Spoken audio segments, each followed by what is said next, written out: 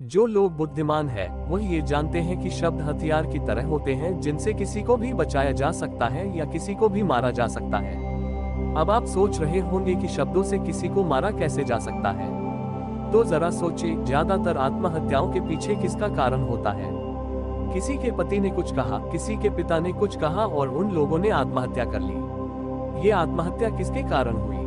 वो पीड़ित के मन को इतना दुखी कर गए कि उसके मन से वो दुख सहना और ज्यादा बर्दाश्त करना नामुमकिन हो गया और इसी वजह से उन्होंने आत्महत्या कर ली। ऐसे ही आपके शब्द किसी को नया जीवन प्रदान कर सकते हैं। जब कोई आदमी उदास होता है या दुखी होता है तो आपके शब्द उसमें एक नया जोश, एक नया उत्साह भर सकते हैं और एक हारा हुआ आदमी अपने जीवन में एक नई शुरुआत कर सकता है, सिर्फ शब्दों के माध्यम से, हमारी वाणी के माध्यम से। तो अब तक आप ये तो समझ ही गए होंगे कि हमारे शब्द हमारे जीवन को किस तरह निर्धारित करते हैं, शब्दों में कितनी ताकत होती है और किसी से बात करते वक्त हमें कितनी सावधानी से अपने शब्द सुनने चाहिए।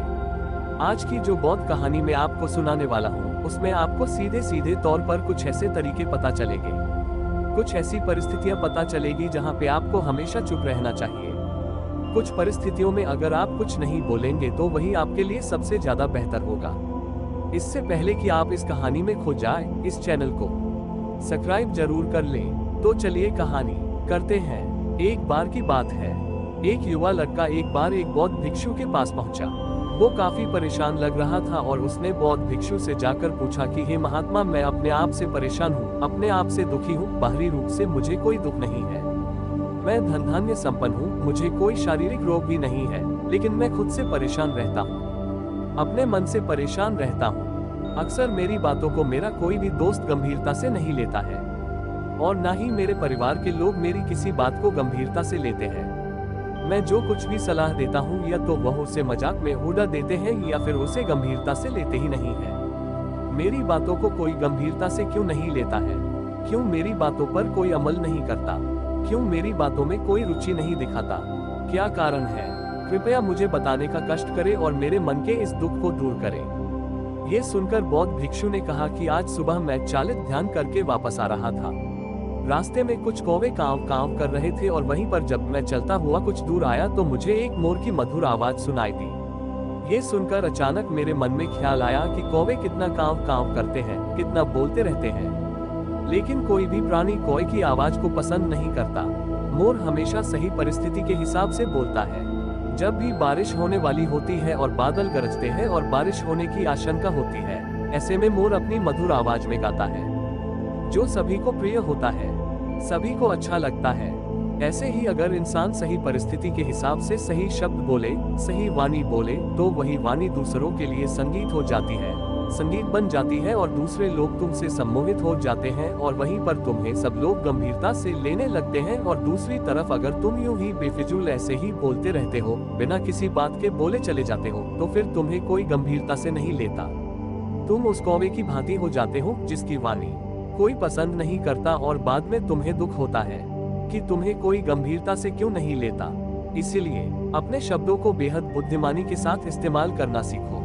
अगर तुम नहीं सीखोगे तो समाज में तुम्हें कोई सम्मान या कोई गंभीरता से नहीं लेगा। ये सुनकर वो युवा लड़का बोला कि हे महात्मा, मैं जानता हूँ कि मैं ज्यादा बोलने की बीमारी से ग्रस्त हूँ, मुझे इतना नहीं बोलना चाहिए, लेकिन मैं अपने आप पे काबू नहीं रख पाता और ना ही मैं इतना बुद्धिमान हूँ कि मैं अपने शब्दों को नाप तोल कर बोल सकूं। मैं तो किसी से बात करते वक्त इतना सोचता भी नहीं कि मुझे अपने शब्द किस तरह इस्तेमाल करने हैं।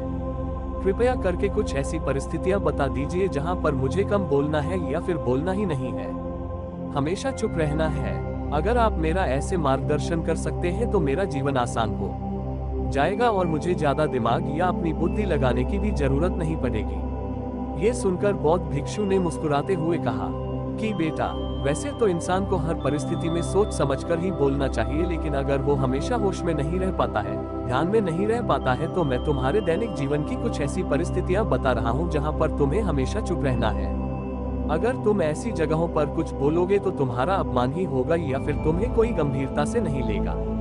सबसे पहली जगह है या यूं कहे ऐसी परिस्थिति जहां पर इंसान को हमेशा चुप रहना चाहिए, वो है जब किसी ऐसे विषय के बारे में बातचीत हो रही हो जिसके बारे में आपको कोई जानकारी ही नहीं है। तो ऐसी परिस्थिति में व्यर्थ में बीच में टांग अदाना, अपना ज्ञान देना, व्यर्थ का ज्ञान। आपको कुछ पता नहीं है लेकिन फिर भी आप अपना ज्ञान देने के लिए उत्सुक हैं, तो ऐसी जगह पर आपका अपमान ही होगा। जरा तुम खुद सोचो, जब कोई बीमार आदमी अपनी बीमारी के बारे में चर्चा कर रहा हो और आपको उस बीमारी के बारे में कोई भी ज्ञान नहीं है, लेकिन फिर भी आप व्यर्थ में, बेकार में उसे ऐसी ऐसी औषधियां बता रहे हैं जिनका उसकी बीमारी से कोई तालमेल ही नहीं है, तो ऐसे में आप अपनी प्रतिष्ठा अपने हाथों से खो रहे होते हैं और आपको पता ही नहीं होता। ऐसी परिस्थिति में आदमी को हमेशा सुनना चाहिए। ध्यान से सुनना भी एक कला होती है। अगर आप सुनने का दिखावा करेंगे तो कहीं ना कहीं सामने वाले आदमी को ये एहसास हो जाता है कि ये मेरी बात पूरे ध्यान से नहीं सुन रहा है। इसीलिए जब आपको किसी विषय के बारे में पूरी तरह से जानकारी ना हो तो वहाँ पर केवल अपने कान लगाना ही ज्यादा महत्वपूर्ण होता है, ज्यादा जरूरी होता है। आप उस इंसान की बातें ध्यान से सुन सकते हैं और इसी बीच आप दोनों के बीच एक संबंध पैदा होगा और उस संबंध सच्चा होगा, क्योंकि आपने उसके बात को बड़े ही ध्यान से सुना है और इस बात का पता सामने वाले को भी होता है। तो हम बिना कुछ बोले सिर्फ सुनने मात्र से किसी को अपना दोस्त है, अपना मित्र बना सकते हैं। इस बात को हमेशा ध्यान में रखना। दूसरी जगह जहां इंसान को हमेशा चुप रहना चाहिए वो है खाना खाते वक्त। खाना इंसान को हमेशा चुप रहकर खाना चाहिए, मौन रहकर खाना चाहिए। महात्मा बुद्ध और उनके भिक्षु हमेशा चुप रहकर भोजन करते हैं, शांत भाव से भोजन करते हैं, परिपूर्ण होकर भोजन करते हैं, पूरी तरह से करते हैं, एक एक टुकड़े का स्वाद लेकर भोजन करते हैं। और ऐसा भोजन जब आपके शरीर में पहुंचता है तो वो आपके अंग अंग तक ऊर्जा पहुंचाता है। अक्सर हम भोजन करते वक्त कुछ ना कुछ बोलते रहते हैं, कुछ ना कुछ सुनते रहते हैं, लेकिन मौन रहकर पूरा स्वाद लेकर उस भोजन को कभी नहीं करते। हम उस भोजन को करते वक्त आधे अधूरे ही रहते हैं और इसीलिए हमारा शरीर रोगों से ग्रस्त हो जाता है। जरा तुम खुद सोचो, बौद्ध भिक्षु हमेशा भिक्षा लेकर भोजन करता है और भिक्षा भी कितनी बिल्कुल मामूली सी, और वो भी एक वक्त। तो एक वक्त भोजन करने के बाद भी वो इतने स्वस्थ रहते थे, इतने उत्साह, जोश और आनंद से भरे होते थे। और हम तो इतना खाना खाते हैं, इतनी सारी भोजन की सामग्री हमारे लिए उपलब्ध होती है, लेकिन हमारे शरीर में कोई ऊर्जा नहीं होती। इसका सबसे बड़ा कारण होता है कि हम अपना भोजन होश में नहीं करते हैं, परिपूर्ण होकर नहीं करते हैं, मौन रहकर नहीं करते हैं। इसीलिए अपना भोजन हमेशा मौन रहकर ही करो। तीसरी जगह जहां पर अगर आपने चुप रहना सीख लिया तो इसका मतलब ये है कि आपने अपने ऊपर विजय हासिल कर ली। जी हाँ, गुस्से में शांत रहना या चुप रहना इतना आसान नहीं होता है। अक्सर हम गुस्से से भरकर कुछ ऐसे शब्द या अपशब्द बोल जाते हैं जिसका पछतावा हमें हमेशा रहता है, लेकिन जुबान से निकला हुआ शब्द वापस नहीं हो सकता, उस शब्द को मिटाया भी नहीं जा सकता। अब वो जिंदगी भर हमारे दामन से जुड़ चुका है और वो गुस्से में बोला गया अब शब्द हमारे मन को समय समय पर बेचैन करता रहता है, दुखी करता रहता है। लेकिन गुस्से के वक्त चुप रहना सीखना भी एक बहुत बड़ी कला होती है। गुस्से में आदमी का अपने ऊपर काबू कहाँ रहता है, अपनी इंद्रियों को वश में कहाँ रख पाता है। इसीलिए इस कला को आप तभी सीख सकते हैं जब आप गुस्सा भी होश में रहकर कर पाए। जब भी आपको गुस्सा आए, आपके दिमाग में सिर्फ एक ही बात आए कि मुझे चुप रहना है, मुझे किसी से कुछ गाली गलौज नहीं करना, किसी को कोई अपशब्द नहीं बोलना। और जब ये विचार गुस्से के साथ जुड़ जाता है और धीरे धीरे ये आदत बन जाता है तो आप अपने गुस्से को भी काबू में करना सीख जाते हैं। जब भी कभी गुस्सा आए तो किसी को कुछ बोलने की बजाय कुछ शारीरिक व्यायाम करना शुरू कर दो। उछलना, भागना, दौड़ना, जिम करना, कुछ भी आप ऐसा व्यायाम कर सकते हो जिसमें आपका शरीर थक जाए। आप पाएंगे कि जब आपका शरीर थक जाता है तो आपका मन भी शांत हो जाता है। आपने उस गुस्से की ऊर्जा को एक सकारात्मक रूप दे दिया और यही बुद्धिमान व्यक्ति की पहचान होती है, जो दूसरों के तानों से भी अपना घर बना लेता है, अपनी कामयाबी के रास्ते निकाल लेता है। वही सच में बुद्धिमान आदमी है जो जहर को भी दवा बनाकर इस्तेमाल करना सीख जाए, वही असली बुद्धिमान होता है। चौथी जगह जहां आप चुप रहेंगे तो आपके लिए वही सबसे ज्यादा बेहतर होगा, वही आपको सम्मान दिलाएगा।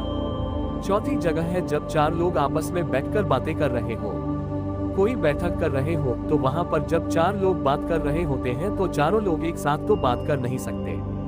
एक बार में एक व्यक्ति बोलेगा और तीन सुनेंगे, तभी वो बैठक कामयाब हो पाएगी, तभी वो चर्चा सही रूप में आगे बढ़ पाएगी।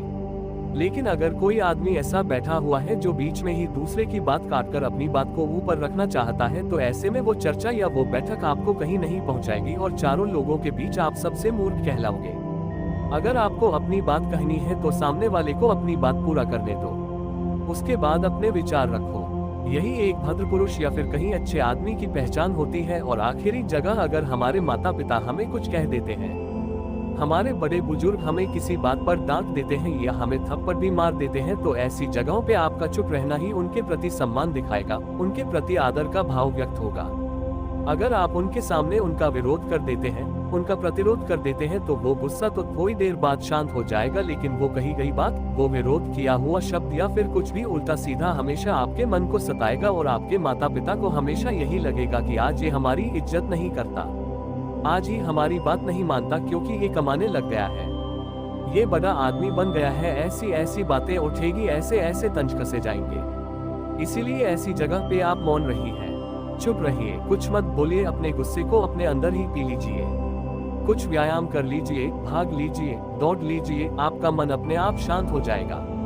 आखिर में बौद्ध भिक्षु ने अपनी बात को खत्म करते हुए कहा कि कम शब्दों में अपनी भावनाओं को उतारना सीखो। शब्द हथियार की तरह होते हैं, बोलो तो होश में बोलो, ध्यान में बोलो, जीवन शैली ऐसी बना लो कि आप जब भी बोलो पूरे होश में रहकर बोलो, पूरे आनंद के साथ बोलो, पूरे प्रेम के साथ बोलो, ऐसी वाणी बोलो जो दूसरे के दिल को ठंडक पहुंचाती हो, दूसरे के मन को भी शांत कर देती हो, और वो तभी संभव है जब आप प्रतिपल होश में रहकर बोले। इसके बाद वो युवा लड़का बौद्ध भिक्षु के सामने नतमस्तक हो गया और उनको प्रणाम करते हुए अपने घर वापस लौट गया। तो दोस्तों, ये कहानी आपको कैसी लगी हम 3 कमेंट जरूर बताएं और मेरे इस राघव वॉइस चैनल को लाइक, शेयर और सब्सक्राइब करना ना भूलें। धन्यवाद, आपका दिन शुभ हो।